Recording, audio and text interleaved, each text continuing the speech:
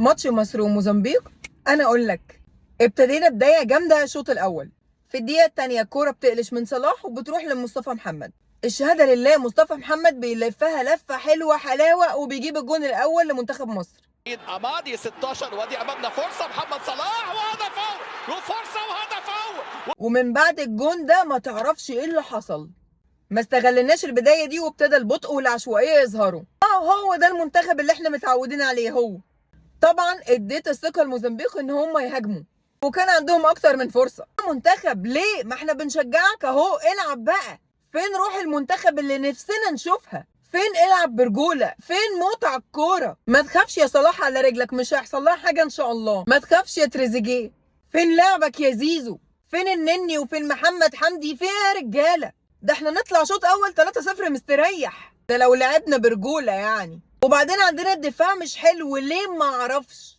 هو انتوا حسيتوا ان الدنيا سهله ووفرتوا طاقه لمنتخب غانا يعني ولا ايه؟ ما هي مش مضمونه، مش مضمونه. لازم نضغط، لازم نشوط اكتر على الجون. الفرقه دي يطلع منها اكتر من كده واحسن من كده. هنشوف ايه اللي هيحصل في الشوط الثاني. يا ريتني ما شفت اللي هيحصل في الشوط الثاني، يا ريتني ما شفت. ايه القرف والنكد ده؟ منتخب هي دي الفرقه اللي هتجيب التامنه؟ ده احنا لو ربنا كرمنا هنصعد للدور ال 16 مش نجيب بطوله. موزمبيق في الدقيقه 55 بتجيب جون التعادل.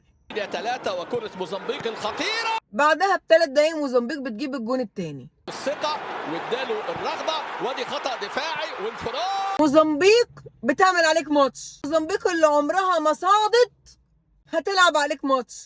ده احنا الدفاع ما جاش والهجوم ما جاش وخط النص على الله حكايته. حجازي اللعب ده يا حجازي، ما تعتبر نفسك في الاتحاد وبتلعب الاهلي عشان نروح ترجع لك يا اخي؟ ولا انتوا مش بتثبتوا نفسكم غير في انديتكم وبس؟ وعندي سؤال معلش، هو النني بيلعب ليه؟ لازمته ايه؟ ماتش عباره عن حرق الدم. خلص الوقت الاصلي وابتدينا الوقت بدل الضايع، واتحسبت لمصر ضربه جزاء وبيجيبها صلاح عشان يجيب جون التعادل مع موزمبيق من ضربه جزاء. ان شاء الله لهدف التعادل. يعني لو ضربة الجزاء دي ما جاتش كانت موزمبيق هتكسبك عادي. خليتوا الجمهور في المدرجات يفرح بجون التعادل مع موزمبيق يا منتخب على ما تفرج. خلص الماتش بالتعادل بالعافية مع موزمبيق لأول مرة في التاريخ. التأليف وحش يا حاج فيتوريا، ما جايبك جميلة يا كابتن حازم إمام. صدقوا بإيه؟ والله أنا زعلت إن المنتخب اتعادل. أنا كنت عايزاه يخسر الماتش ده، يخسر من موزمبيق يمكن يفوقوا شوية. سلام.